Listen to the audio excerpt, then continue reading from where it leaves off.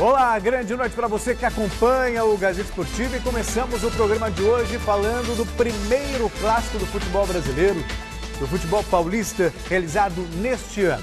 Corinthians e Santos fizeram um amistoso na Arena em Itaquera. Veja como foi. Antes do clássico, um golaço de Corinthians e Santos. Em uma ação pela paz nos estádios, as delegações dos dois clubes almoçaram juntas no CT Joaquim Grava para inspirar um 2019 com menos violência no futebol. Do CT eles vieram para cá, para a Arena de Itaquera, que mesmo em dia de amistoso ficou assim, ó, com casa cheia. A torcida corintiana definitivamente estava com saudade de ver o time jogar. 33 mil torcedores que viveram uma experiência diferente. O elenco corintiano de 2019 foi apresentado no meio da galera. E o mais ovacionado de todos, adivinha só quem foi? No reencontro com a torcida do Corinthians, Fábio Carille, nos braços do povo, demorou para conseguir chegar ao gramado.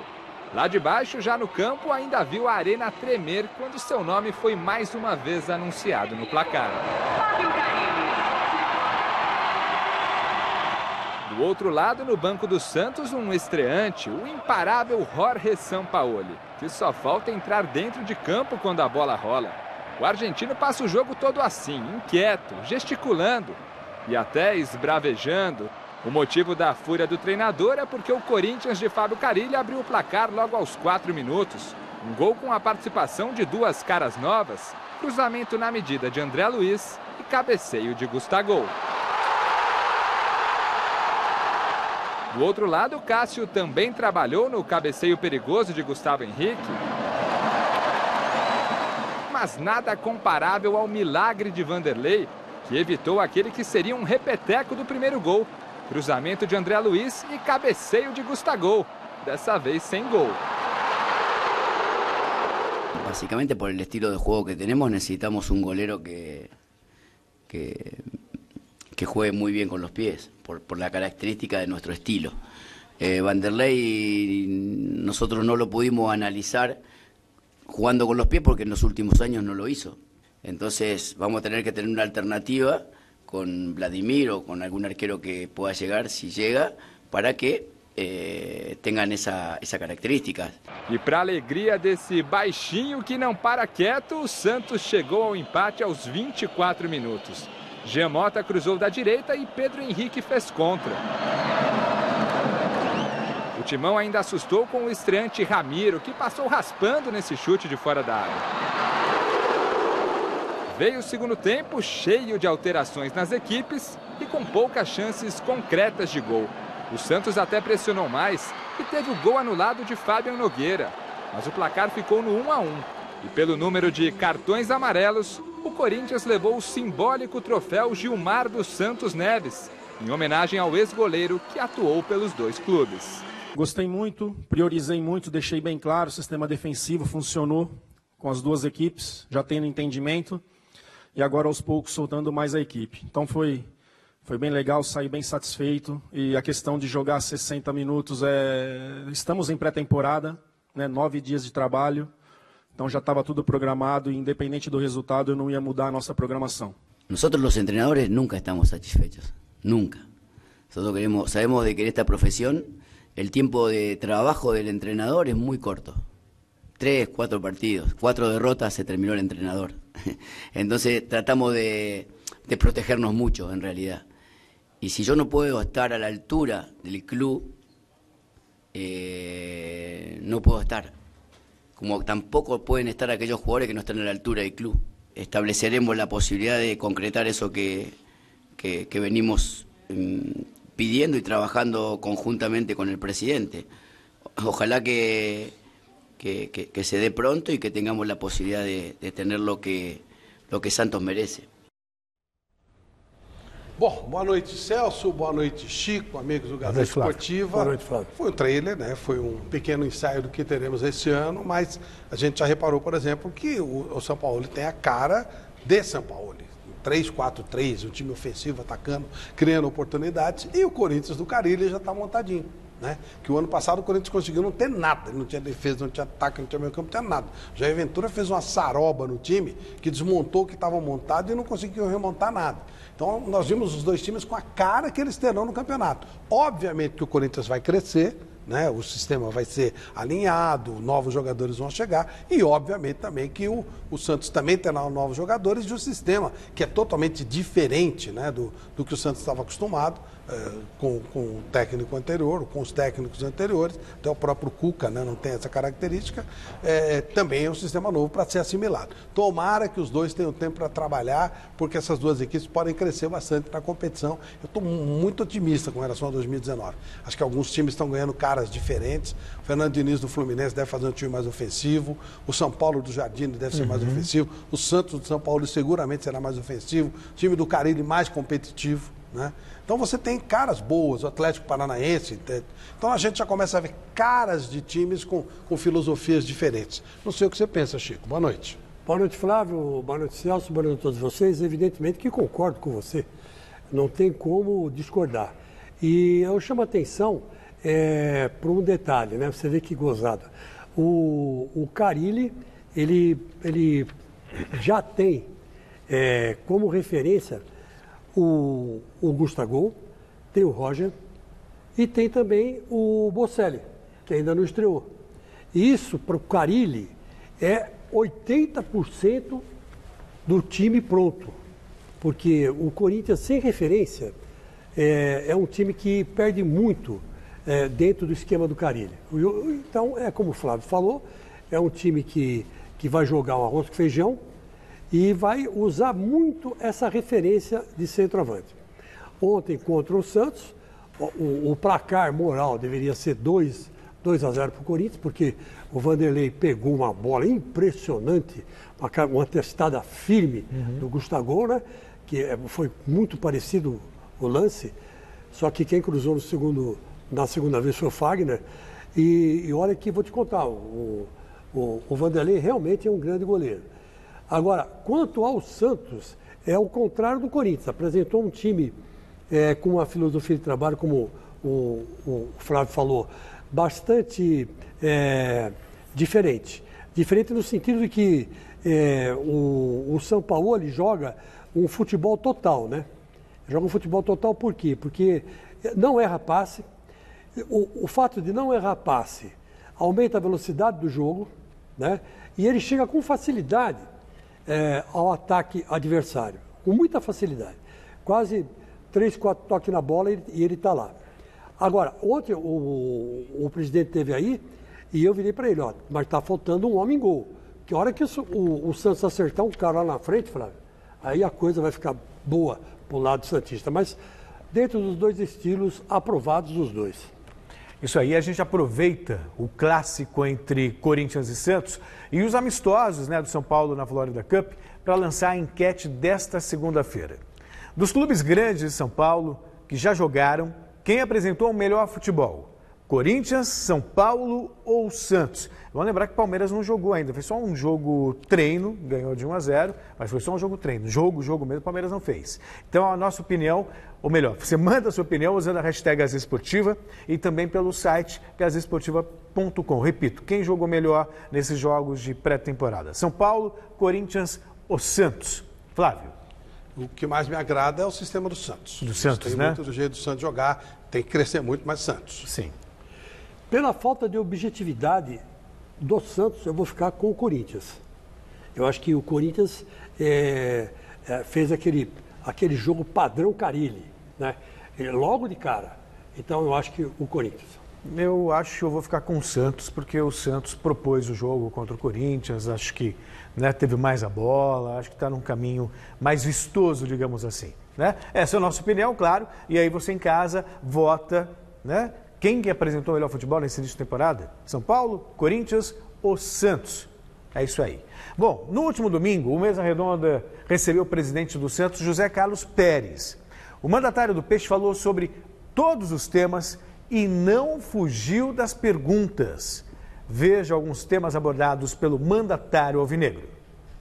Perfeito. O Santos está disposto a dar tempo para o São Paulo e também ter paciência? Não tem a menor dúvida, você tem que dar o tempo para adaptação. Qual o tempo? Aqui se fala muito o tempo que for necessário. Aqui se fala muito na questão de o estrangeiro tem que se adaptar. Adaptar também o brasileiro. Você traz um treinador do Rio de Janeiro, ele está acostumado ao futebol carioca.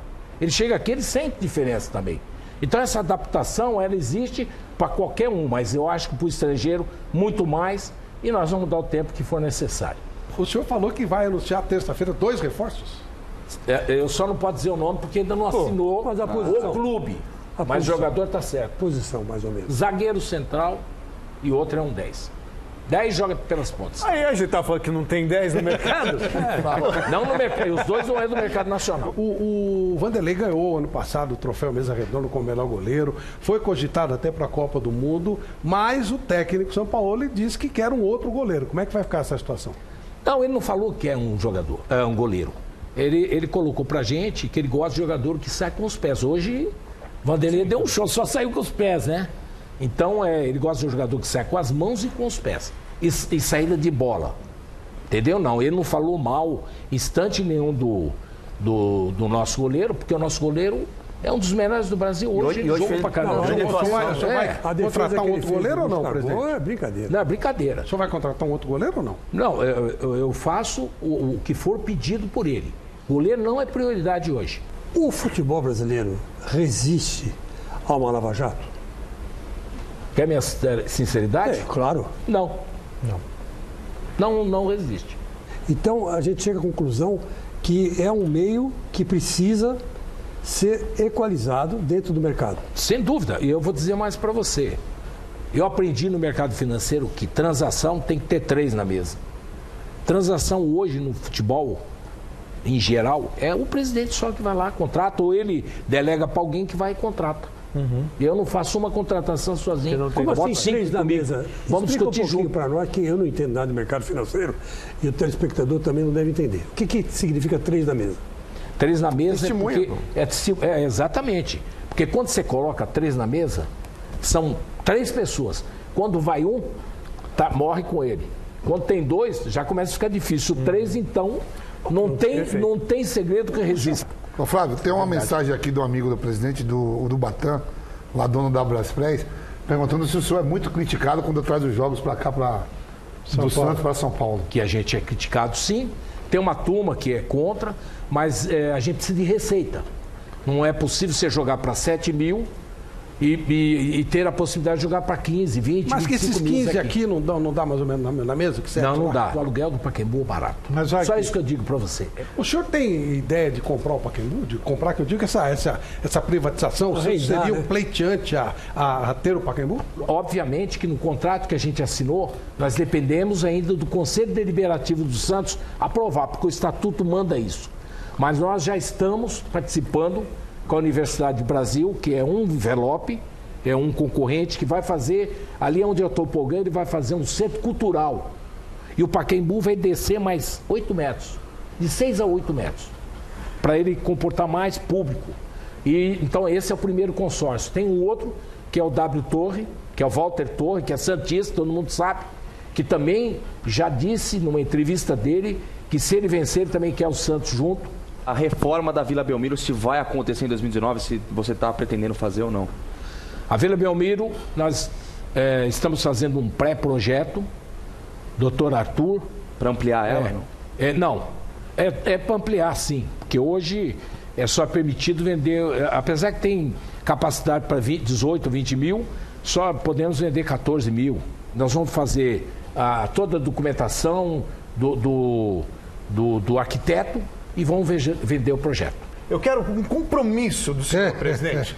O senhor não vai Assina aqui, dar ó, presidente. ouvido Deixa que eu vou assinar para aqui. os corneteiros de plantão e faça chuva ou faça sol, vai manter esse projeto para frente. Olha, o São Paulo só vai embora se ele desejar. Ele tem um contrato com a gente de 2 anos, né? E esse contrato tem objetivos.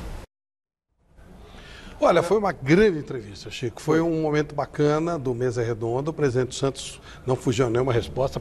Perguntas duras, como que você fez, da Lava Jato, colocações do Celso sobre essa história de São Paulo. Não fugiu de nada. Foi bem legal. A gente agradece muito a repercussão dessa entrevista. Nas redes sociais ontem, o Mesa Redonda entre os trend tops praticamente durante todo o programa. Foi um momento muito legal.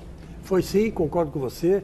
E o entrevistado também facilitou, porque ele não fugiu de resposta, né? Nenhuma. Ele respondeu tudo na lata e fiquei impressionado até com a sinceridade dele. Eu acho que é um dirigente polêmico, né? O presidente do Santos é um dirigente polêmico, mas atrás dessa polêmica existe a vontade de resolver vários problemas do futebol brasileiro, você percebe, né? Então, tomara que ele seja o primeiro da lista, né, de vários com esse tipo de atitude, né, que ele toma mediante os problemas do Santos. Você gostou, Celso? Gostei muito, foi um belíssimo programa, eu, Chico, fui falar, foi gostoso, passou rápido inclusive, né? Foi um belo entrevistado.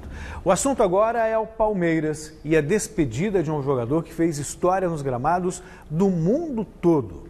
Zé Roberto já se aposentou há 1 ano, mas só no último domingo teve um merecido jogo de despedida.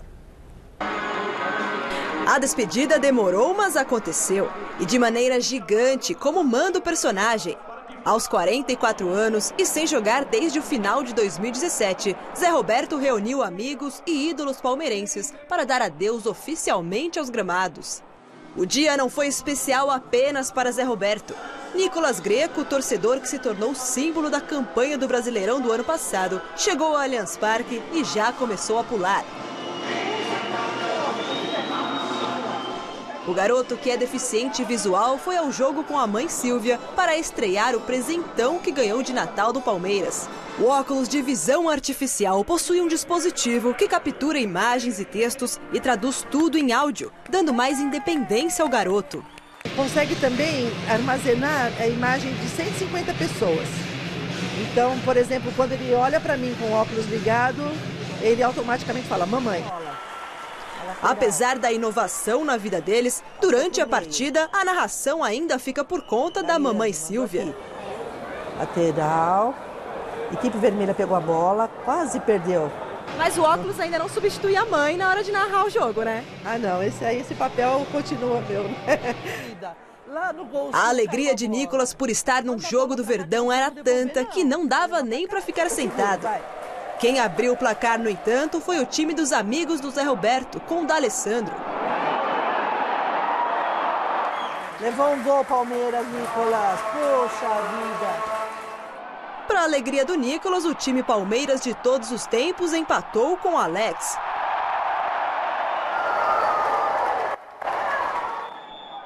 E o estádio explodiu quando Zé Roberto cobrou falta com perfeição e virou o placar.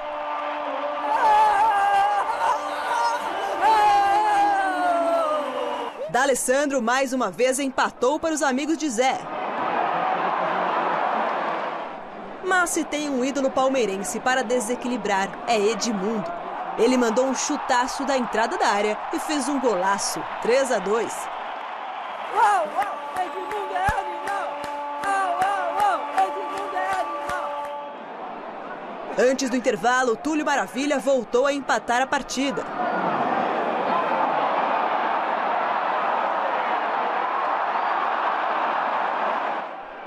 No segundo tempo, Paulo Nunes marcou e fez a festa da torcida. Esse ele fez pra mamãe, ele tá com a máscara do porco. Ele pôs uma máscara do porco, Paulo Nunes, Nicolas. Zé, com a categoria de sempre, fez 5-3 para o time do Palmeiras. Giovani fez para o time dos amigos, 5-4. Alex Mineiro marcou para o Palmeiras e colocou 6-4 no placar. Jackson de pênalti e Sidorf balançaram as redes e a festa terminou 6 para amigos de Zé Roberto e 6 para Palmeiras de todos os tempos. Mas quem ganhou mesmo com o espetáculo foi o torcedor. Foi legal? Foi legal, Nicolas? Foi. Você gostou muito? Foi. Lá do camarote, o Nicolas viu a festa de um ídolo do futebol mundial aqui dentro do campo. Depois de jogar em clubes do Brasil e da Europa, foi aqui no estádio palmeirense, palco das conquistas da Copa do Brasil de 2015 e do Brasileirão de 2016, que Zé Roberto decidiu se despedir dos gramados. Atualmente, ele trabalha como assessor técnico do Palmeiras, mas bem que poderia continuar jogando. Foi muito legal, fiquei muito feliz e correu mais ou menos da forma que eu esperava. Com certeza essa despedida foi a cereja do bolo. O Palmeiras é grande. A gente vai falar sim. O Palmeiras é gigante. E eu tenho certeza que hoje começa a história na vida de cada um aqui. O começo do ano não tem sido bom para o São Paulo. Fazendo pré-temporada nos Estados Unidos, a equipe de André Jardine perdeu os 2 jogos que disputou. O último deles diante do Ajax da Holanda e foi de virada. O São Paulo encerrou a participação na Florida Cup diante do Ajax. E o primeiro gol do time brasileiro saiu depois desse lindo passe de Pablo para o Hernanes. O Profeta encheu o pé e abriu o placar 1-0. No segundo tempo, André Jardine mudou os 11 jogadores e logo aos 5 minutos o Ajax chegou ao empate. Christensen fez o passe e Van de Beek completou para o gol, tudo igual. A resposta do São Paulo não demorou para acontecer. O lateral Léo tocou para Brenner, que bateu no contrapé do goleirão, o segundo do tricolor no jogo, 2-1. Aos 26, o árbitro viu pênalti de Lisiero em Dolberg. Na cobrança, Tadic bateu firme no canto esquerdo e igualou o placar de novo. E a virada veio 6 minutos depois. O mesmo Tadic recebeu pela esquerda e deixou o Dolberg na cara de Thiago Volpi. Aí não teve jeito. 3-2 Ajax. No finalzinho, a lei do ex entrou em campo. David Neres foi acionado na grande área e finalizou de pé esquerdo para deixar o dele e definir o resultado. 4-2. Nos 2 jogos pela Florida Cup, o São Paulo somou 2 derrotas. A gente tem muita noção de que os amistosos aqui, o resultado estava em segundo plano. A gente quer sempre ganhar e especialmente a partir do próximo jogo o foco total, e se tiver que jogar mal e ganhar, a gente prefere ganhar. Mas aqui a gente estava com foco na construção da equipe, no treinamento, em evoluir algumas coisas, em ter algumas ideias e entendendo que o resultado seria sempre difícil de conquistar pelo nível dos 2 adversários desse ano da Florida Cup, que está diferente das outras Floridas. Olha, meu querido Flávio, sim, vou dizer uma coisa para você, numa boa. Eu acho que o Jardim ainda não se acertou com o time, ainda falta um padrão de jogo e ele está atrasado em relação ao Santos, ele está atrasado em relação ao Corinthians, está atrasado em relação ao Palmeiras. Então, se você colocar hoje, a rigor, a quarta força é o São Paulo. Não pelo que ele contratou, mas pelo padrão de jogo que ele não tem. Em relação aos outros times, eu estou dizendo, né? Em relação principalmente aos 4 grandes aqui da capital, que já tem técnico, que já tem padrão de jogo, que já deixaram claro como vão jogar, o que vão fazer, entendeu? Então, você pode até não gostar de um ou de outro, mas já está tudo definido. São Paulo não tem nada definido nesse aspecto. E isso me preocupa, porque transforma o São Paulo numa quarta força. Olha, eu espero um pouquinho mais para jogar o São Paulo, porque o São Paulo jogou com o time europeu. E aí é outro mundo, é outro futebol. O time do São Paulo, do Jardine, vai ser um time de posse de bola, como ele gosta de ter. Não dá, time brasileiro nenhum, sul-americano nenhum tem posse de bola contra time europeu. Mesmo que não sejam times brilhantes e tal. Mas já que seja um time de lançar meninos. O Frankfurt é um time só intermediário, mas ainda assim a diferença é muito grande. Eu espero um pouquinho, gosto muito do trabalho do Jardine. Acho que ele tem uma ideia de jogo legal, interessante. Wagner Mancini é um cara rodado, vai também dar um respaldo. Eu espero um pouquinho. Acho que o São Paulo pode ter um trabalho legal, sim. Tem que deixar o Jardim trabalhar, óbvio. Também acho. Uma das equipes que mais investiu nesse ano foi o Flamengo. E o trabalho já está dando resultado. O rubro-negro venceu o Frankfurt pelo placar mínimo e garantiu o título da Florida Cup. Depois de vencer o Ajax nos pênaltis, o Flamengo decidiu a Florida Cup com o Frankfurt. E o gol do título saiu aos 39 minutos do primeiro tempo com o garoto Jean Lucas. Ele completou de primeira o passe de Rodinei e mesmo não pegando na bola do jeito que queria, conseguiu deixar o goleiro Kevin Trapp vendido no lance. 1-0 e primeira conquista do ano dessa equipe que pode ser o destaque do futebol brasileiro em 2019. A gente não quer que comece a dizer que o Flamengo é favorito, que é aquilo, mas como a gente copia algumas coisas de fora do nosso país, as coisas que são boas, e o brasileiro não gosta de copiar muito, né? Nós temos que copiar um modelo que o Palmeiras usou de forma muito boa ano passado. Então nós vamos procurar tentar, dentro das nossas possibilidades, equilibrar ao máximo o plantel. Dia 20 começa o campeonato.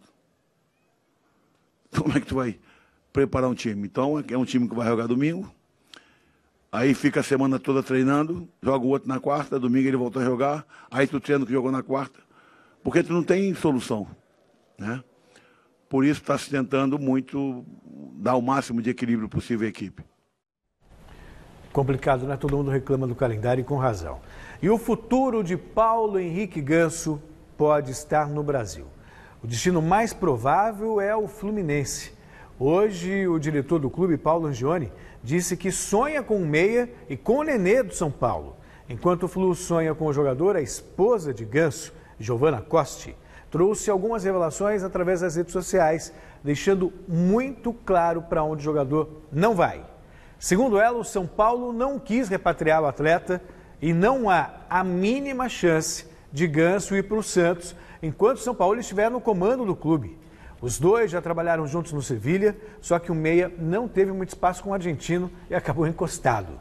Atualmente, Ganso joga na França, no modesto Amiens, e já foi liberado para procurar outro clube. O Ganso também, né? Para quem era promessa de camisa 10 da Copa de 2014, não consegue jogar no Amiens, Flávio. Ele é um jogador que não existe mais, né? Outra gente até falava sobre isso no Mesa. Ele é um jogador que ele não é participativo, ele teve uma série de dificuldades, pelo próprio estilo dele, depois teve aqueles problemas de joelho, é um jogador que não...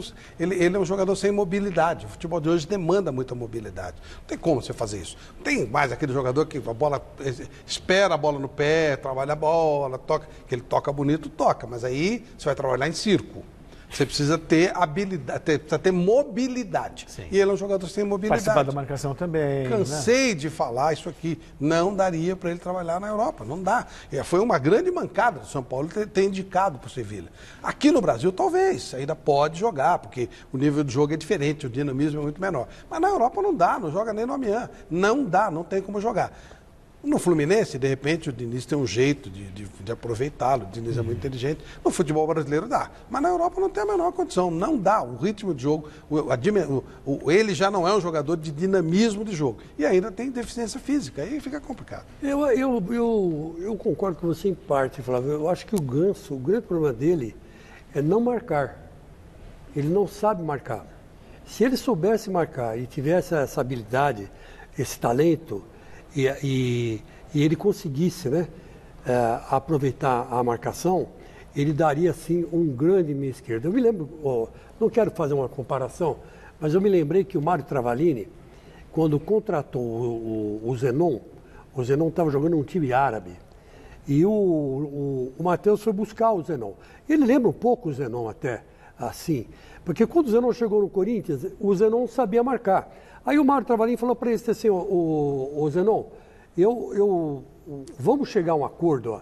Se posiciona aqui, se posiciona ali, volta para cá, marca um pouquinho, porque você é um jogador muito talentoso, com a bola no pé você sabe o que fazer. Agora você tem que se posicionar no campo para atrapalhar um pouco o adversário. E deu certo, Zenon. O Zenon aprendeu a marcar e jogou naquele time espetacular, né, da democracia corintiana. Um dos times mais históricos de todos os tempos, né, do futebol brasileiro. E eu acho que o Ganso tem esse mesmo problema. Então, se um treinador, que nem o Diniz, ensinar ele a se posicionar no campo, não para ser um brucutu, mas se posicionar na marcação e saída de bola, olha, vai dar um belíssimo reforço ali para o meu campo.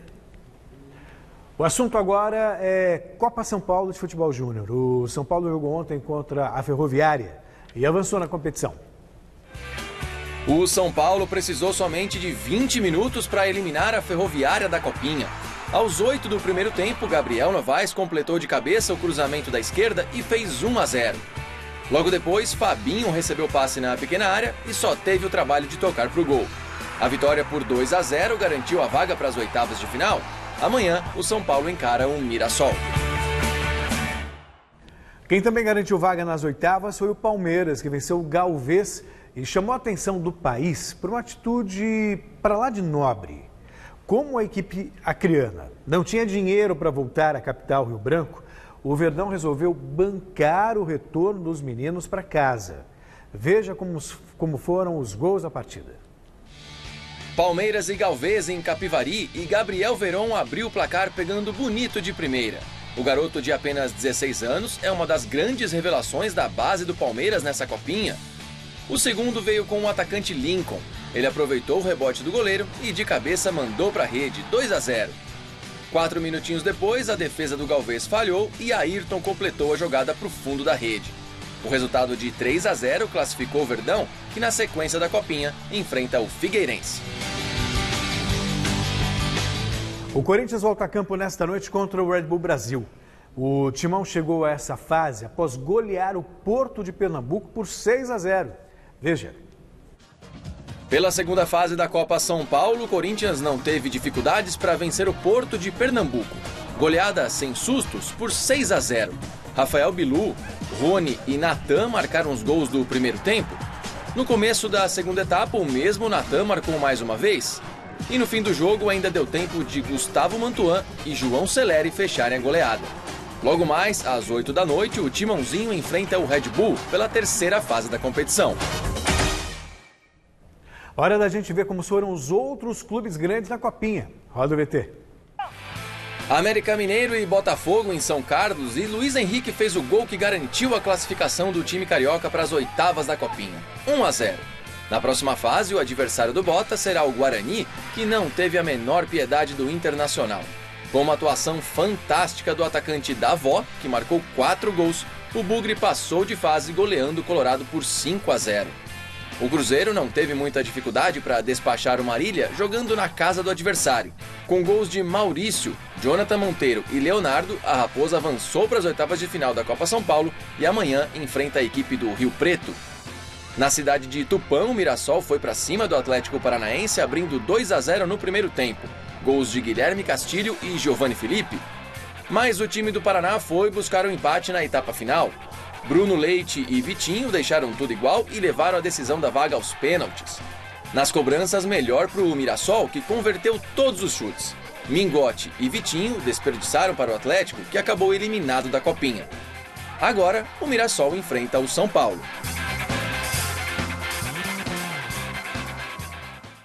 Futebol feminino agora, seguindo as diretrizes da Conmebol, que obriga todos os clubes participantes das competições sul-americanas a ter um time feminino a partir desse ano. O São Paulo divulgou hoje a contratação de um grande reforço para as meninas do tricolor. Trata-se da atacante Cristiane. Aos 33 anos, ela é uma das melhores jogadoras brasileiras de todos os tempos. Com a camisa da seleção, conquistou 2 Pan-Americanos, 2 medalhas olímpicas de prata e um vice-campeonato mundial. Vale ressaltar que, dos principais clubes paulistas, apenas o Palmeiras não possui uma equipe feminina.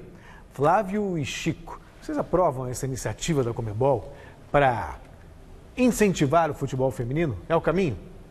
Bom, é um jeito de se tentar fazer uma coisa que tem que ter, né? Tem que ter e em alguns lugares, por exemplo, nos Estados Unidos, o futebol feminino é muito mais respeitado do que o masculino.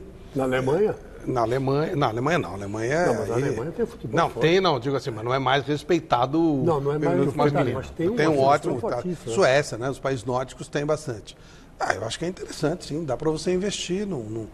Se você não tiver campeonatos regulares e tal, você não vai a lugar nenhum. E se você não forçar a barra, também ninguém vai investir. O futebol, o Brasil é um país onde só existe um esporte, que é o futebol. Os outros, eles tentam sobreviver. Não estou menosprezando os outros esportes. Estou dizendo que aqui existe uma monocultura. E é futebol masculino. O feminino entra nessa guerra por espaço com os outros, né? Tem que dar força, tem que tentar ajudar da maneira que se pode. Você sabe que hoje eu vi uma argumentação de uma socióloga que é fundamental, né? A gente esquece que o Brasil é um país subdesenvolvido por vários problemas. Foi um país que teve escravos. Foi um país onde prevalece a monocultura, né? Ainda, às vezes, por causa do mercado, né, que se oferece isso, e dentre outros problemas. E o futebol é essencialmente machista. E isso tem que mudar. Nós precisamos mudar. Então, vamos começar mudando, fazendo campeonatos como esse. Eu acho que é corretíssimo, é uma coisa que, por enquanto, vem de cima para baixo, mas as mulheres brasileiras também têm habilidade com os pés e com as mãos. Muita habilidade com os pés e com as mãos. Então a gente tem que respeitar o futebol feminino. E dentro desse aspecto, é uma cultura, como você falou, que se cria. né? É um hábito. Vamos transformar o futebol feminino num hábito, como é o masculino. E, com certeza, quem ganha com isso é a sociedade brasileira. É isso aí. O final de semana também foi especial para o fã de vôlei que se ligou aqui na tela da TV Gazeta. 2 grandes partidas da Superliga Masculina no sábado entre Taubaté Funvic e Caramuru Vôlei e no domingo no embate entre São Judas e Vôlei Renata. O repórter Alexandre Silvestre acompanhou tudo de dentro das quadras e nos mostra como foram esses 2 jogaços. Sabadão em Taubaté com a galera enchendo o ginásio para ver de pertinho craques de seleção como Lucarelli, Lucão e para botar pressão para cima do pessoal de Ponta Grossa. E não é que o Caramuru não se intimidou e partiu para dentro, vencendo o primeiro set. Apertado, mas venceu. No segundo, a equipe da casa reagiu. Mudança tática, mudança de jogadores e principalmente de postura. E 1-1 no placar. No terceiro, a partida perdeu um pouco de intensidade. E o Taubaté, com mais opções e material humano, virou para 2-1.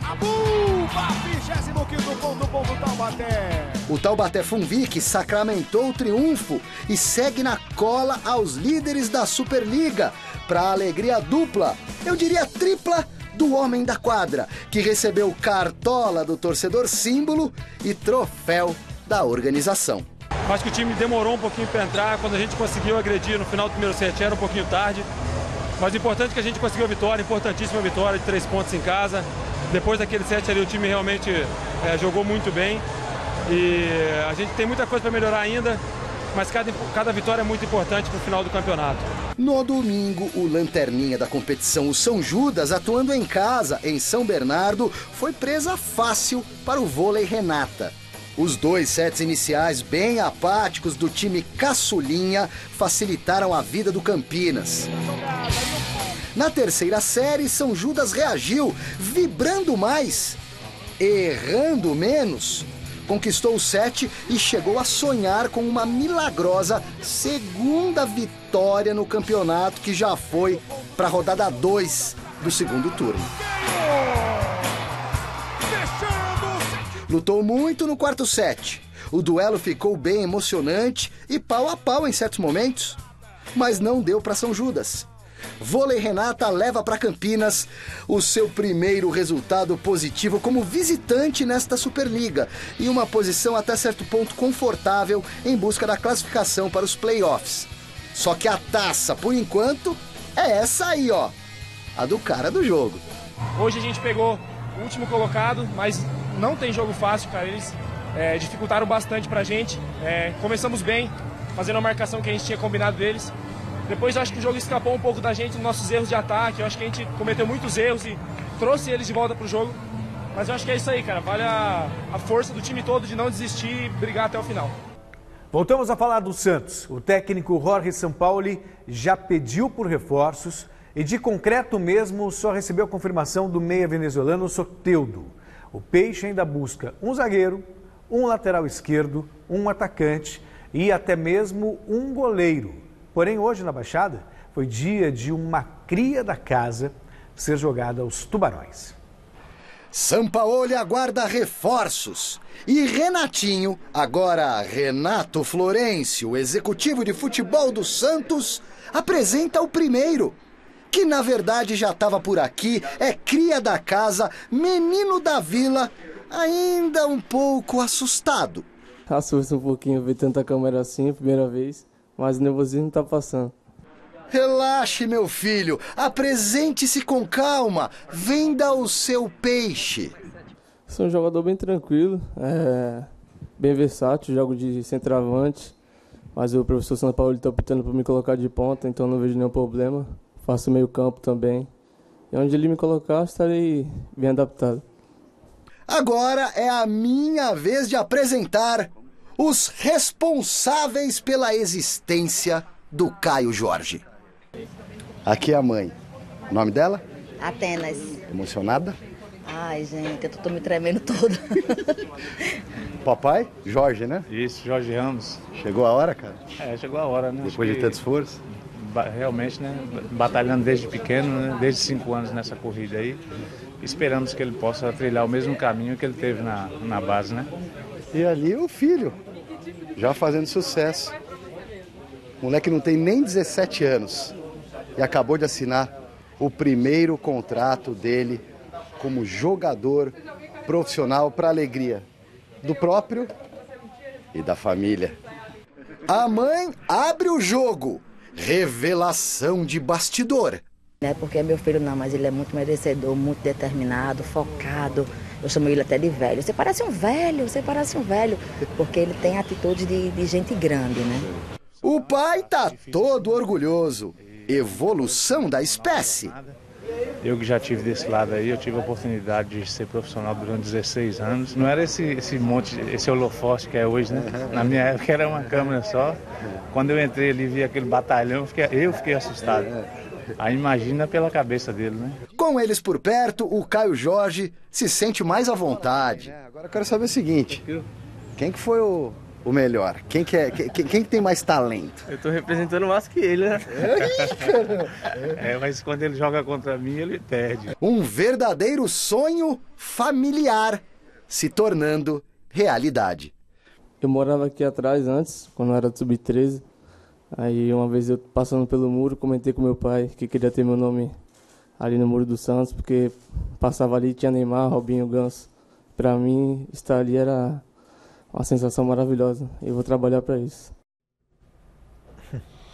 É esse o momento crucial da carreira do menino, essa mudança, aí ele pode definir o futuro dele para ser um profissional para valer ou para ter problemas. Tomara que ele esteja realmente pronto para encarar, porque a cobrança é cruel. E a gente vê família humilde, como a do Neymar, como a do Cristiano Ronaldo, como a do Messi. Os grandes jogadores, eles começam vindo de origens bem humildes. Tomara que o Caio seja muito feliz. A gente vê que é uma coisa de família, né?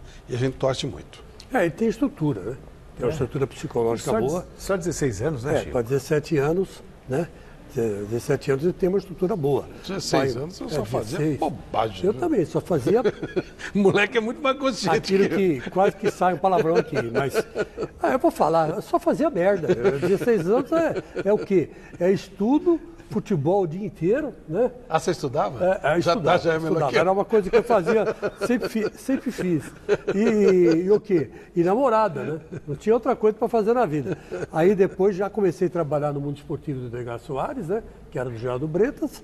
E desde os 16 anos eu sou jornalista. Isso aí. Eu sempre fui, fazia um frio aqui, um frio ali e ia embora. Mas sempre com responsabilidade. Agora, a família é fundamental, né, nessa idade. E por esse exemplo que nós temos, boa sorte, que eu acho que o sonho vai virar realidade. Agora vamos falar do Palmeiras. O Verdão estreia no Campeonato Paulista no próximo final de semana e o repórter Jonas Campos nos traz as últimas informações da equipe de Felipão. Para quem não sabe, o Palmeiras também jogou neste fim de semana. Encarou o Comercial em jogo-treino realizado no sábado na academia de futebol e venceu por 1-0 com esse gol do colombiano Borja. No treinamento desta segunda-feira, imagens permitidas apenas do aquecimento dos jogadores. Depois, treino fechado para a imprensa. É o Verdão escondendo o jogo na última semana de preparação antes da estreia no Campeonato Paulista. Domingo, 7 da noite, contra o Red Bull Brasil no Moisés Lucarelli. Quinta-feira, aliás, é o prazo final para o Palmeiras mandar a lista com até 26 jogadores que podem ser inscritos nessa primeira fase do Paulistão. O elenco palmeirense hoje conta com 36 jogadores, mas o técnico Luiz Felipe Scolari já deixou bem claro que pretende trabalhar com no máximo 30 atletas. Por isso, não é segredo para ninguém que alguns jogadores serão negociados com outros clubes. O jovem atacante Papagaio, por exemplo, está de saída. Será emprestado ao Atlético Mineiro por 1 ano. E a lista não deve parar por aí. Mas enquanto uns saem, outros chegam. E a notícia do dia é que o Palmeiras, enfim, está próximo de um acerto com Ricardo Goulart. Velho conhecido de Alexandre Matos, com quem foi bicampeão brasileiro no Cruzeiro, e de Felipão, com quem venceu inúmeros títulos no futebol chinês, Goulart vem sendo monitorado há tempos pelo Palmeiras, que tem até acompanhado a recuperação do jogador de uma artroscopia no joelho. A compra do atleta é considerada inviável pela diretoria do Palmeiras, mas o Guangzhou Evergrande, clube do jogador, aceitou emprestar o atacante por 1 ano. A novela está perto de um final feliz. O Palmeiras tá prontinho, tá ajeitado, o Chico até falava disso agora há pouco, e de novo é favorito a tudo que for disputar. Mata-mata não dá para você apontar um favoritismo, mas que vai brigar, vai estar em cima sempre, é um time muito forte. Ah, sim, chega forte, como chega forte também o Santos, como chega forte o Corinthians. Eu acho que só está faltando o São Paulo se organizar melhor para poder ter chance diante dos três grandes aqui, né? Como sempre teve. E insisto nessa tese. Eu acho que o Palmeiras, de todos, é o que tem mais estrutura e está mais encaminhado. Mas futebol, infelizmente, não é matemática e não tem lógica, né? Então, vamos ver o que acontece. E o meia argentino Alione, do Palmeiras, jogou no Bahia. Ele não treinou, está sendo negociado com o futebol da Argentina. Só não me recordo o clube, por favor. O Rosário Central. Então, ele deve estar sendo negociado com o Rosário Central. É isso aí. O time do Balsa. Tá? Quer rever alguma matéria ou comentário no Gazeta Esportiva? Quer participar do programa? Então é só se conectar nas redes sociais. Facebook/Gazeta Esportiva, no Twitter e no Instagram é @Gazeta Esportiva. Tem também o nosso canal no YouTube que está bombando e você se conecta pelo link youtube.com/Gazeta Esportiva. E agora a gente vai conferir, né, os melhores comentários que você mandou pela nossa hashtag Gazeta Esportiva. Vamos lá, ó. O Juan Santos. O Santos apresentou o melhor futebol quando chegarem os reforços e com algum tempo de trabalho, pode surpreender. Realmente é uma expectativa. Na minha opinião, a mensagem do Emerson. Na minha opinião, o Santos apresentou um melhor futebol de uma forma geral, mas o Corinthians está ficando com a cara do Carille. O Chico Lang disse isso. Vanderlei é um bom goleiro, diz o José Vieira, mas a cabeçada do Gustavo, ele nem viu, bateu no pé dele. Ah, sacanagem, né? Foi uma bela cabeçada, foi uma bela defesa. Não, ali era indefensável, né?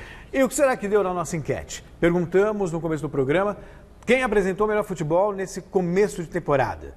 São Paulo, Santos ou Corinthians? E deu Corinthians com 55% dos votos.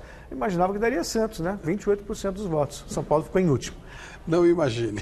Tem mais torcida do Corinthians. Claro. Flávio, Chico, um grande abraço para vocês. E encerramos o programa de hoje homenageando o francês Jordi, homenagem ao nosso Adriano Dolphy, no Guinness Book como cantor mais jovem a ter um single em primeiro lugar de vendas e que hoje está completando, sabe quanto? 31 anos. Parabéns, Jordi. Tempo passa. Opa. Tchau.